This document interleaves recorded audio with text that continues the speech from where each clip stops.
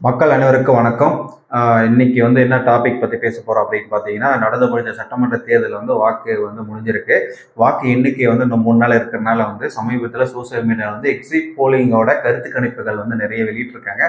இவங்களும் வெற்றி பெற்றுவாங்களா, இவங்களும் வெற்றி பெற வாய்ப்பு இருக்கா, சாத்தியக்கூறு இருக்கான்ற மாதிரி நிலைமையில தான் இருக்கிறோம். அந்த மாதிரி எக்ஸிட்டிங் போலோட கருத்து கணிப்பு என்ன அப்படின்ற பற்றி நம்ம டீட்டெயிலாக பேச போகலாம். கண்டிப்பாக இந்த வீடியோ மிகப்பெரிய யூஸ்ஃபுல்லாக இருக்குன்னு நினைக்கிறேன். ஒன்னொன்னா வீடியோ கண்டிப்பாக பாருங்க, அப்போ தான் சொல்லி கொடுத்தது முழுமையாக சார். வாங்க வீடியோக்குள்ள போகலாம். ஜிஎம் தமிழ் ஃபர்ஸ்ட் டைம் பார்க்கணும், மறக்காம சப்ஸ்கிரைப் பண்ணி உங்க ஆதரவு கொடுங்க. வாங்க வீடியோக்குள்ள போகலாம். 2026ல நம்ம எல்லாருமே என்ன பார்க்கணும்னா, ஒரு புதிய முயற்சியா பார்த்தோம்னா மக்கள் ஒரு உற்சாகமோட எலெக்ஷன் தேர்தல் திருவிழா நடந்து முடிஞ்சிருக்கு தான் சொல்ல வரணும். இதுல நிறைய பேர்கள் நிறைய கருத்துக்களா நம்ம வெளிப்படுத்தியிருக்காங்க. ஒரு சில கருத்துக்கள் நம்ம பார்க்கலாம்.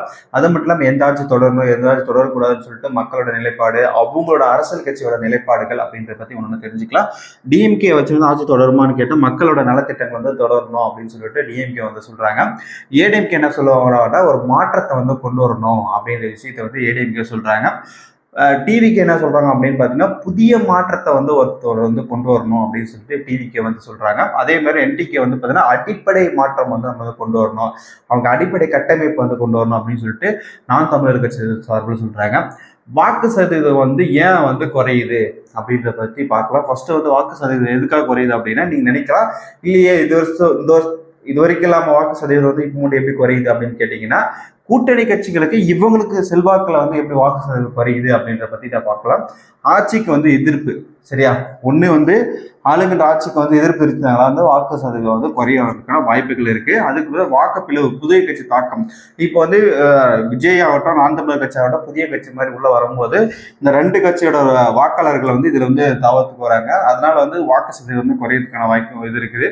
அதே மாதிரி கூட்டணி மாற்றம். இப்போ ரெண்டு பேர் பெரிய கட்சி இருக்கும்போது ஆல்ரெடி நிறைய கட்சிகள் கூட்டணியா இருப்பாங்க. அந்த கூட்டணிகள் பார்த்தோன்னா மாற்றம் செய்யும் போது அவங்களோட கூட்டணி கட்சிக்காரர்கள் பார்த்தீங்கன்னா வாக்கு சதவீதம் குறையறதுக்கான வாய்ப்புகள் இருக்கு. உள்ளூர் பிரச்சனைகள் நிறைய தீர்க்காதனால உள்ளூர் இது வாக்கு சதவீதம் குறையறதுக்கான வாய்ப்பு இருக்கு. அடுத்து என்ன டாபிக் அப்படின்னு பார்த்தீங்கன்னா, பிரச்சாரம், சமூக வலைதளத்தை தாக்கம். அப்படின்னா நிறைய பேர் பார்த்தீங்கன்னா எல்லா மாவட்டத்திலையும் எம்.கே. ஸ்டாலின் போனாரு, எடப்பாடியார் ரெண்டு முறை போனார் மாவட்டக்குள்ள. அதுக்கப்புறம் டிவிக்கு ஒரு சில பல மாவட்டங்கள் தான் பண்ணாங்க. நான் தமிழர் கட்சி முக்கியமான எல்லா தொகுதியிலையும் பிரச்சாரம் பண்ணாங்க. இந்த மாதிரி பிரச்சாரத்தினாலே பார்த்தீங்கன்னா மக்களோட ஈர்ப்பு அதிகமா இருக்கும். அதனால கூட வாக்கு சதவீதம் இன்க்ரீஸ் ஆகுது. பிரச்சாரமே போகாதனால வாக்கு சதவீதம் குறைத்துக்கான வாய்ப்பு இருக்கு. வாக்குப்பதிவு குறைவு அப்படின்னா ஒரு சில ஏரியால 5:30 மேல வாக்குப்பதிவு விடல, அது வெளி மாநிலத்துக்கு வர முடியல, ஃபிளைட் மிஸ்ஸிங், இந்த மாதிரி மிஸ்ஸிங்னால ஒரு சில பேருக்கு இது பண்ணுவாங்க. சில பேர் வாக்கவே செலுத்துறதுக்கு விருப்பம் இல்லாத மாதிரி நிறைய பேர் இருப்பாங்க. அதனால வாக்கு இப்போ இதுதான் பார்த்தீங்கன்னா மக்களோட கருத்துக்களா இருக்குது. அதுக்கப்புறம் எத்தனை வாக்கு சதவீதம் வரதுக்கான வாய்ப்புகள் இருக்கு அப்படின்ற பத்தி நம்ம பார்க்கலாம். இப்ப இருக்கிற கருத்துக்களுக்கு எக்ஸிட்டிங் போல்ல இது 100% எல்லாருக்கிட்டையும் நம்ம கேட்டீங்கன்னா கிடையவே கிடையாது. ஒரு தோராயமா ஒரு தொகுதியில் கூப்பிட்டு ஒரு 10 பேர் 20 பேருக்கு ஆளுங்க கூப்பிடும் போது எப்படி இருந்துச்சு, எப்படி உங்களோட ஓட்டு சதவீதம் இருந்துச்சு, எப்படி வாக்கு செலுத்தினாங்க அப்படின்னு கேட்கும் போது இப்போ பார்த்தீங்கன்னா டிஎம்கேக்கு 41%, அதிமுகவுக்கு 31%, டிவிகேக்கு 16%, நான் தமிழர் கட்சிக்கு 7% இருக்குது. இது கிராபிக்கெல்லாம் பார்க்கும்போது உங்களுக்கு தெரியும். 41% பார்க்கும்போது கொஞ்சம் பெருசா இருக்குது. 31, 16, 7 இருக்கு. அதே மாதிரி ஏப்ப நான் தமிழர் கட்சிக்கு ஓட்டு சதவீதம் கம்மியா இருக்குது, இன்னும் ஜாஸ்தி எதுன்னு வரும். ஆல்ரெடி 8% மேல இருந்தாங்க எம்பி தொகுதியிலேயே. அது யாரு பிரதமர்னு சொல்லாமே அவ்வளவு ஓட்டு இருந்துச்சு, இப்போ மட்டும் எப்படி குறையுது அப்படின்னு கேட்டீங்கன்னா, விஜயோட தாக்கம் சீமான் அவங்க மிகப்பெரிய ஒரு பாதிப்பு ஏற்படுத்துது. அதே மாதிரி இந்த கட்சிகளோட வாக்கு சதவீதம் 1%, 2% சேர்த்து தான் விஜய்க்கான வாக்குகள் வருது. புதிய இளைஞருக்கு வரவும் டைரக்டா அப்படி ஒரு 6% இருந்தாலும் மீதி இருக்கிற 10% இவங்க கிட்ட இருந்து ஷேரிங்காக தான் அவருக்கு வரப்போகுது. இதுதான் கருத்து கணிப்புகளாக இப்ப இருக்கிற கருத்து. அதே மாதிரி மக்கள் பார்த்தீங்கன்னா எதுக்காக வரணும் அப்படின்னு சொல்லிட்டு மக்கள் நிறைய பேர் நினைப்பாங்க இல்லையா. ஃபர்ஸ்ட் மாற்றம் வேண்டும் அப்படின்னு சொல்லிட்டு ஒரு இளைஞர் சொல்றாரு. அவர் பெண் விவசாயத்தை காக்கணும், தொடர்க்கணும் அப்படின்றாங்க. இந்த முறை விஜய் சார் தான் வரணும்னு சொல்லிட்டு ஒரு சில பேர் அதிமுக தேர்வு தான் கரெக்டான தேர்வு அப்படின்றாங்க. இன்னொரு சில பேர் பார்த்தீங்கன்னா தமிழ் மண்ணுக்கு நான் தமிழர் கட்சி தான் வேணும் அப்படின்ற மாதிரி சொல்றதுனால இந்த தேர்தல் முடிவுகள் பார்த்தீங்கன்னா உங்களுக்கு அவங்களோட மக்களோட கருத்தாகவும் நம்ம வெளிப்படுத்திட்டோம், என்ன கருத்தா இருக்கா அப்படின்னு சொல்லிட்டு. அதே மாதிரி தேர்தலில் யார் வந்து வெற்றி பெறுவாங்க, எவ்வளவு வாக்கு சதவீதத்தில் வந்து வெற்றி பெறுவாங்க அப்படின்னு சொல்லிட்டு நம்ம ஆல்ரெடி பார்த்தோம். அதுக்கப்புறம் இந்த தொகுதி வரையா வந்து நம்ம வந்து பார்க்க போறோம். இப்போ வந்து டிஎம்கே வந்து பார்த்தீங்கன்னா 110லேருந்து 145 தொகுதி வரைக்கும் வெற்றி வாய்ப்புகள் வந்து அதிகமாக இருக்கிற தொகுதி, ஸ்டார் தொகுதியா அப்படின்னு சொல்லிக்கலாம்.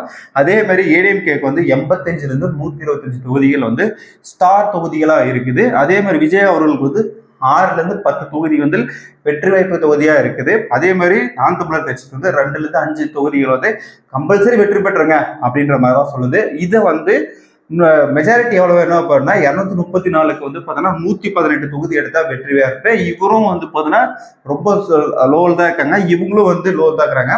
அதனால வந்து இந்த வாட்டி மெஜாரிட்டி வந்து யாருமே நிரூபிக்க முடியாத சூழ்நிலை தான் இருக்காங்க. மீதி இவ்வளவு சொல்றியாப்பா, மீதி தொகுதி எங்க அப்படின்னு கேட்டீங்கன்னா இந்த 40 தொகுதிகள் தான் வந்து மிகப்பெரிய ஒரு மாற்றத்தை உண்டாக்குது.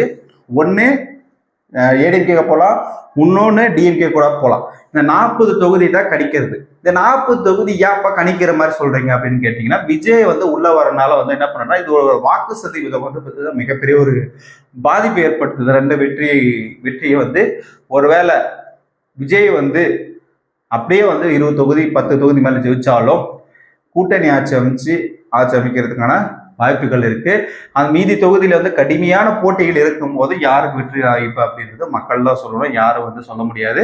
இது யாருக்கு சாதகம் அப்படின்னு பார்த்தீங்கன்னா, கூட்டணி பலம், வேட்பாளர் செல்வாக்கு, பகுதி வாரியாக இறுதிக்கட்ட பிரச்சாரம், வாக்கு சதவீதம், இது மாதிரி நிறைய பிரச்சனைகள்லாம் இருக்கு. இதை வந்து சாத்தியக்குறி பண்ணாங்கன்னா இது வந்து வெற்றி வாய்ப்புக்கான முழு சுதந்திரமா இருக்குது அப்படின்னு தான் என்னோட கருத்து.